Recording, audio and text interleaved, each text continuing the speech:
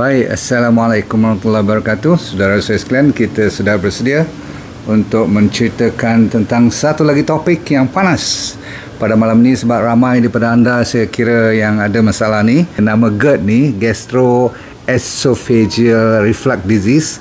Ada juga orang confuse, mengatakan, dok, samakah dengan acid reflux? Lepas tu ada pula orang tanya, dok, sama pula dengan heartburn? Saya ada heartburn, sakit ni, pedih ulu hati ni, macam mana? Ataupun setengah orang kata indigestion je, tidak lawas pencernaan kita. Jadi semua-semua ni kadang-kadang pakai satu nama senang lah malam ni. Kita fikirkan tentang GERD yang ada berasingannya dengan masalah gastritis. Kalau gastritis tu lain, ada gastric ulcer, duodenal ulcer yang pecah, yang boleh berdarah, yang boleh membahayakan juga tu. Tetapi malam ni yang lebih ramai orang kena ialah masalah acid reflux atau GERD ni. Okey. Dalam 3-4 tahun lepas ni saya dah buat 2 kali rencana ataupun bicara tentang GERD. Memang ramai betul yang follower yang cuba mendapat manfaat. Alhamdulillah. Tapi malam ni saya nak tambah ilmu, boleh tak? Supaya you boleh buat di kalangan anda yang kalau tergesa-gesa ke office dia kena attack tu, macam mana you nak buat? Jadi malam ni saya bagi satu lagi amalan. You perasan tak, dalam minggu ni saya banyak bagi fizioterapi ataupun amalan-amalan refleksologi yang memang kalau you buat betul-betul dan istiqomah dan ada keyakinan, jangan ada sebarang was-was.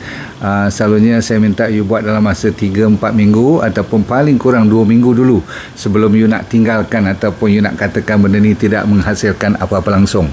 Sebab yang saya bagi selalunya ada benda yang bermanfaat. Dalam semua-semua amalan ni, salah satu daripadanya ialah saya dapat manfaat daripada kalau ada masalah berdesing telinga ataupun kurang sikit pendengaran bila dah berumur.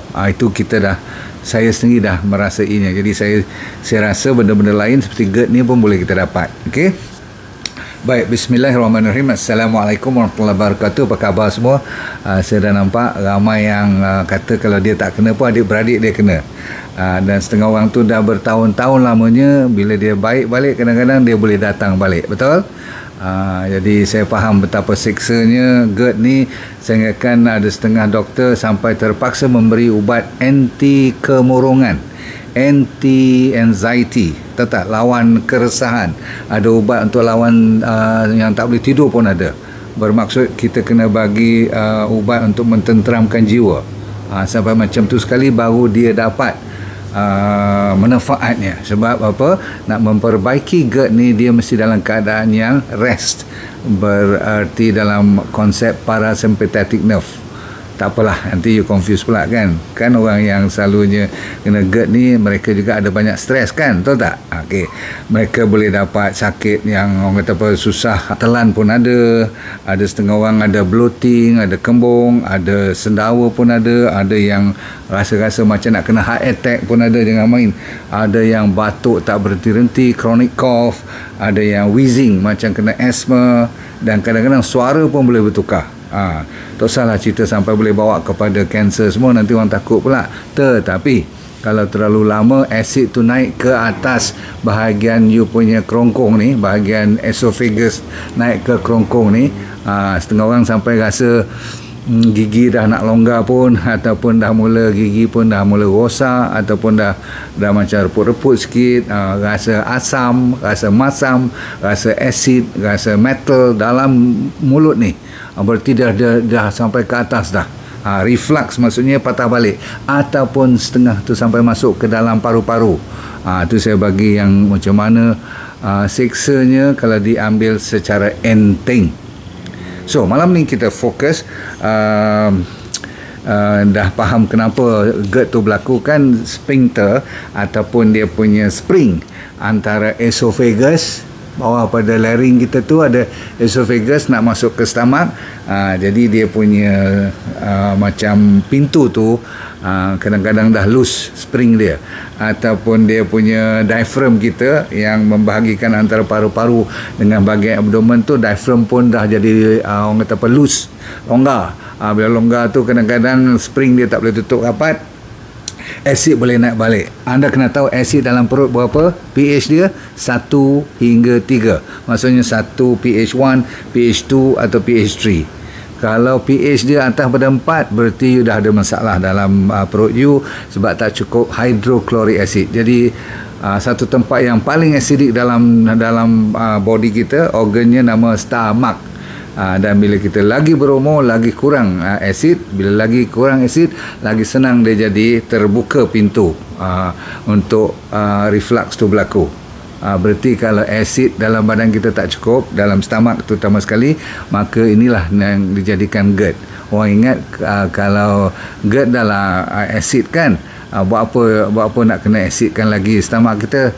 Jadi kadang-kadang orang pergi ambil air alkaline sangat ataupun masuk benda-benda sodium bicarbonate yang terlalu alkaline, pergi beli mesin-mesin yang sampai pH 9, 10 semua tu, semua dah kena tipu. Semua dah tak faham. Lagi banyak alkaline yang masuk dalam perut you, lagi rosak dan menyebabkan GERD tu bertambah teruk. Kan? Sebab tu kita sebelum makan kita tak benarkan you minum air, terutama sekali air kosong. Sebab apa? You mencairkan lagi asid you, maka nanti GERD you akan lebih jadi teruk. Satu, nombor dua, you nak digest you punya makanan pun susah, terutama sekali makanan seperti protein. Baik, ada lagi. Kalau dia dah naik ke bahagian esophagus, you biarkan, you buat secara tak ambil pot, lama kelamaan esophagus tu boleh jadi precancerous. Tahu precancerous tak? Sebelum jadi kanser, dia asid tu dah makan kulit-kulit ataupun lapisan-lapisan di dalam esophagus kita ni. Dah lah sakit, dah lah macam tajam macam pisau. Jadi kita kena ambil, orang kata peduli. Kalau doktor dah bagi kat you antacid, dah bagi H2 blockers macam Tagamet, macam Zantac, itu pun dah tak jalan juga. You dah dapat Nexium, dah dapat macam-macam lah ni yang dipanggil proton pump inhibitor tu kan. Jadi PPI tu semua-semua tu banyak pula kesan sampingannya yang teruk-teruk. Dah makan ubat nak bagi baik GERD, bahawa ada lebih kurang 10 lagi penyakit yang boleh datang disebabkan oleh side effect kesan sampingan ubat.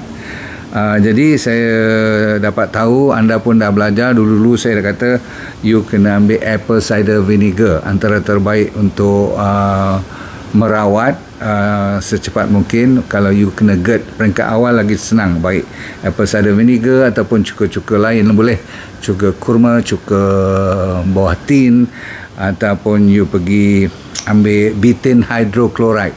Saya ulang lagi sekali, you dah lupa ni, orang-orang baru cuba copy nota ni, betaine hydrochloride. Dua ni you wajib betulkan dahulu, tengok clear tak you punya GERD ni. Saya ulang, satu apple cider vinegar, ambil sebelum makan, betaine hydrochloride dalam bentuk kapsul, ya, you ambil lebih kurang 2 kapsul betaine hydrochloride, B-E-T-A-I-N-E, betaine. Tolong copy jap untuk kawan-kawan kita kat luar sana, betaine hydrochloride. Tu sampai susah nak nafas, tercungap-cungap rasa, jaga baik-baik. Nombor 2, you kena cari omega 3 supaya hilangkan masalah radangan dalam badan you. Boleh dapat daripada Sachainchi oil tu yang kita selalu keluarkan. Lepas tu D3K tu wajib, tak usah melawak lagi dah. Dan ambil minimumnya jumlah sampai 5-10 ribu unit pun tak apa. D3 tu kalau ambil Santera 2 pagi 2 malam, okey. Lepas tu ambil banyak makanan-makanan yang berserat, yang kita boleh ambil daripada buah-buahan dan sayur-sayuran, ataupun ambil fiber up kalau malas sangat, sebab kita kena jaga bakteria pun. Okey, lagi banyak bergerak daripada duduk, okey. Lepas tu last kali kalau nak tambah, pergi kat farmasi minta Lugol's Iodine. Kalau tak baik juga, dah lama ni GERD ni, ambil Lugol, L-U-G-O-L-S, Lugol's Iodine. Iodine untuk thyroid tu, tapi ambil 1 atau 2 titik saja cukup, jangan ambil lebih, nanti masalah hyperthyroid pula nanti, okey. Anda banyak ambil vitamin C daripada makanan tadi kan, D&D diet banyak supply vitamin C semua, tak payah beli suplemen lagi dah. Dan sekarang tiba masanya last 10 minit saya bagi amalan yang topik pada malam ini ialah amalan. That means physio. Macam mana kita nak buat waktu kita kena attack, buah tak ada, apple cider vinegar tak sempat nak bancuh. Ini dia cara. Ready? Okey, ambil nota ataupun tengok dulu. Nanti you tengok berkali-kali copy ya. Saya pun nak kena refer dengan nota saya supaya you tak rugi malam ni. Ready? Number 1, baca bismillah dahulu. Lepas tu nanti you ambil tangan you letak kat sini, okey, dan you urut macam tu. Okey. Alright. Naik turun bawah. Lepas tu sampai lebih kurang nak kena bahagian leher tu pun boleh. Tapi jangan sampai tercekik sebab ada ni pembuluh darah kat situ, jaga baik-baik. Okey. Pendek cerita, you kena rub ataupun gosok bahagian papan dada. Tahu papan dada? Sternum ni. Ni kan tulang selangka you. Ni turun macam tu. Ada papan dekat sini. Cuba ketuk tengok. Papan tu you gosok sesedap rasa. Jangan terlalu ringan. Kalau tertekan sikit pun tak apa. You tak akan jadi apa-apa. Jangan risau. Buat je. Okey, bilangan berapa selalu saya kata? 9, 10. Lepas tu tarik nafas, lepas buat belah sana pula. Okey, lagi bilangan 7, 8, 9, 10 sampai dia panas. Pastikan kena ni sikit ni, 2 ni. Okey. Sampai bawah daripada leher tu sampai you punya papan dada. Ni belajar buat sambilan you tengah kadang-kadang terasa macam GERD tu nak datang balik kan. Cuba buat. Dengar dan tengok dan buat. Yang penting. Lepas tu okey, you buat, tengok saya buat ni, ambil tangan kanan dulu. Selalunya kiri kanan pun tak apa, tapi kita kan Muslim ni semuanya start belah kanan. Okey, start belah kanan. Okey. Pastikan you punya tekanan ni kena di bawah leher, pangkal leher tu, atas sikit daripada sternum. Kan ada lekuk dekat situ. Masuk 2 jari you, jari ibu jari dan jari telunjuk tu. Yang ni tekan ke bahagian you punya papan dada. Dan apa you buat ialah tarik nafas, lepas. Bila lepas bunyi boleh tak? Kuat sangat kot. Nanti orang rumah sebelah gaduh pula. Tapi buat macam tu je.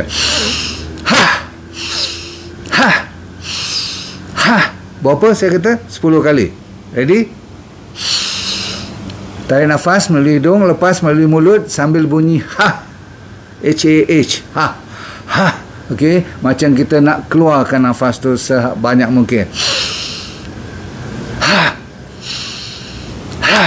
Tak kuat pun tak apa, macam tu asalkan dia keluar. Okey, 9, 10. Lepas tu tukar tangan. Okey, rapat. Lebih kurang pangkal leher tu, tekan elok. Okey, rasa sesedap rasa, tarik nafas.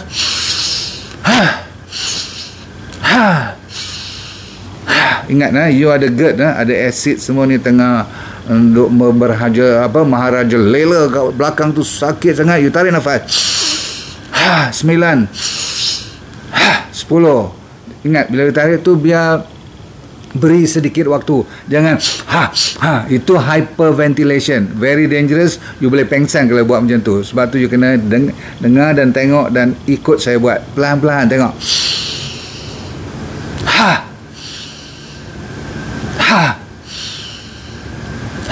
Wah, sedap. Memang betul. Kalau you buat betul, rasa lega.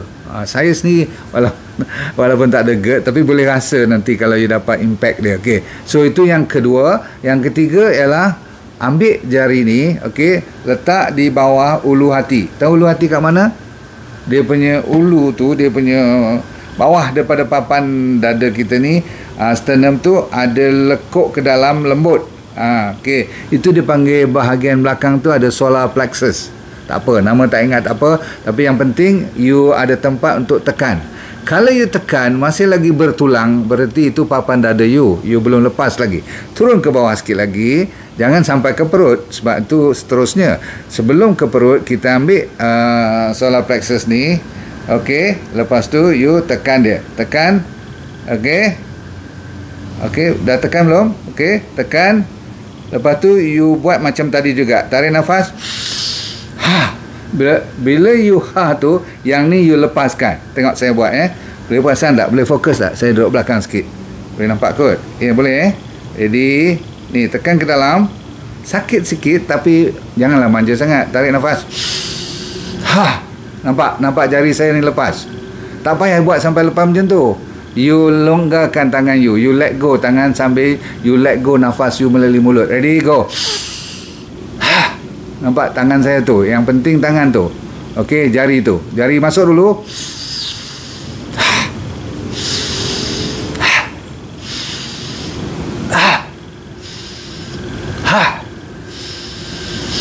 Sembilan, 10. Boleh? Boleh tak boleh? Boleh kan?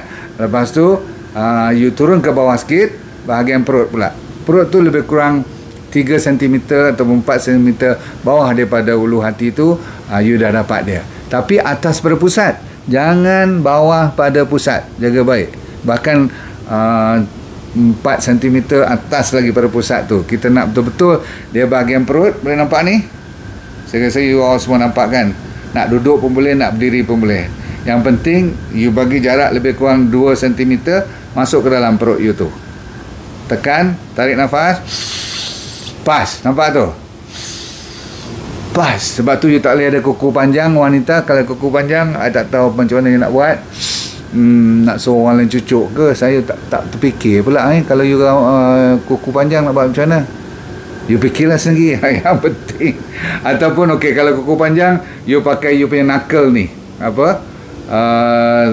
Apa orang Melayu panggil knuckle ni kan? Cucuk macam tu. Boleh tak? Tapi yang paling bagus ialah penghujung jari you. Nampak ni? 4 jari sekali masuk.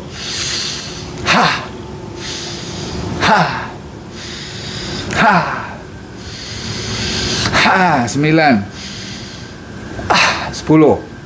Cun tak? Okey. Dan last kali bila you dah buat habis tu semua, you ambil semua 5 jari tu, you urut naik ke atas sampai ke papan dada tu, naik macam tu, buat macam tu. Atau nak buat macam tu pun boleh. Naik bawah, kiri kanan pun boleh. Atas bawah, 2 jari, 5 jari, ataupun asalkan you kejap buat dia tu. Bagi rasa panas daripada atas sampai ke perut. Boleh tak? Panjang sikit ni, lebih kurang bilangan 9, 10. Bila dah habis, berhenti kat tengah-tengah ni dan berhenti, tarik nafas, lepas, tarik nafas, biasa lepas. Tak payah lagi dah. Saya nak you diam je 5 saat. Bila habis tu, ni orang panggil penutup dia. Okey. Tak payah bayar pengkeras apa-apa pun. Relax je. Okey. Lepas 5 saat. Okey, dah siap semua? Alhamdulillah kata, sambil doakanlah. Semua-semuanya mesti doakan dalam kepala you, dan Tuhan tu mengerti. You memang memohon yang amat sangat. Tidak daripada sesiapa pun, cuma Allah SWT saja. Kita berusaha. Dan semua ni kalau you tengok, dia ada poin-poin dia yang tertentu. Dari segi yang saya belajar ni daripada Chinese traditional medicine punya konsep. Dan ada kebaikan mereka yang beribu-ribu tahun. Sebahagian daripadanya ada explanation, sebahagian daripadanya kita pakai energy line saja. Maksudnya memang kita boleh baca map dia, peta tenaga-tenaga bila kita urut tu kat mana dia pergi. Jadi mau tak mau, stimulasinya daripada luar tu boleh sampai ke dalam, dan kita mengharapkan you punya GERD akan sembuh secepat mungkin. Cukup dulu saudara-saudara sekalian, saya mengharapkan you tengok berkali-kali. Saya dah kata tadi, kalau penyakit apa yang you suka, ikut amalan yang saya buat tu, dan copy elok-elok, buat sampai tak payah tengok nota. Boleh tak? Dan lepas tu ajar pula kawan you. Wah, lagi cun kalau you boleh ajar orang, dan orang kata, ya tak yalah, aku rasa adalah improve 30%. Hey, kalau dapat 3-40% pun buat selalu. Lepas 2 minggu lagi 10%, lagi 2 bulan dengan jaga pemakanan kan, jaga diet kan. Saya suruh ambil apa tadi, apple cider vinegar, apa lagi saya suruh ambil betaine hydrochloride, saya suruh ambil apa lagi, sunshine oil, ambil D3K2, dan ambil serat, dan apa, makanan-makanan berbentuk buah dan yang ada probiotik semua tu, termasuklah sauerkraut, semua tu bagus sangat-sangat. Jangan risau. Jangan takut nak ambil benda-benda yang acidic seperti orange, benda-benda nenas, semua tu boleh. Jangan risau. Selalunya orang takut sangat nak ambil benda-benda yang kononnya menggigit tu. Don't worry. Lagi acidic, lagi bagus sebenarnya. You boleh makan.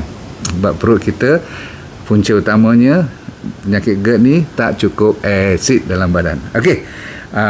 Kalau siapa yang obes, tolong kurangkan berat badan. Siapa merokok, berhenti. Siapa yang berumur, lagi kena pastikan supaya benda ni jangan dibiarkan sebab dia boleh membawa akibat yang buruk. Jangan tunggu sampai berdarah. Boleh pun siapa yang pregnant, kalau lebih sikit ada GERD ni, banyak bersabar, ikut yang saya ajar tadi. Orang diabetes senang juga kena ni.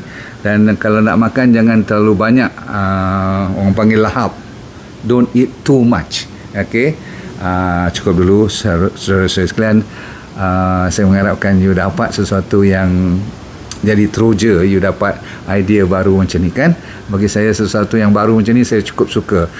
Satu hari saya belajar benda ni, kadang-kadang saya lupa pun nak buat mana atas mana bawah. Saya terus terang, saya bukanlah pandai sangat, tapi saya nak belajar. Maka saya berkongsi pelajaran sebab dia memang ada impact, ya. Okey, jangan lupa kita punya promosi ni masih on, start pada hari ni, ya. Mungkin you tak nampak dia punya harga runtuh tu. Besok saya buat poster lain supaya boleh nampak 2 kali kita potong harga sebenarnya. Mungkin you tak perasan ni. Okey. Namun secepat mungkin, setelah kita tengok hari pertama pun dah ramai tadi order. Takut nanti produk yang you nak tu takut habis. Kita pun kan ujung-ujung tahun ni supplier pun kadang-kadang dia orang malas nak buat baru, dia tunggu tahun depan pula. Cuba, ya. Jangan lupa promosi harga runtuh DND World. Yang lain, saya mendoakan anda hidup bahagia di dunia dan akhirat ke syurga semua. Ya, sebab you pandai apa? You pandai let go and feel good all the time. Assalamualaikum warahmatullahi wabarakatuh. Bye.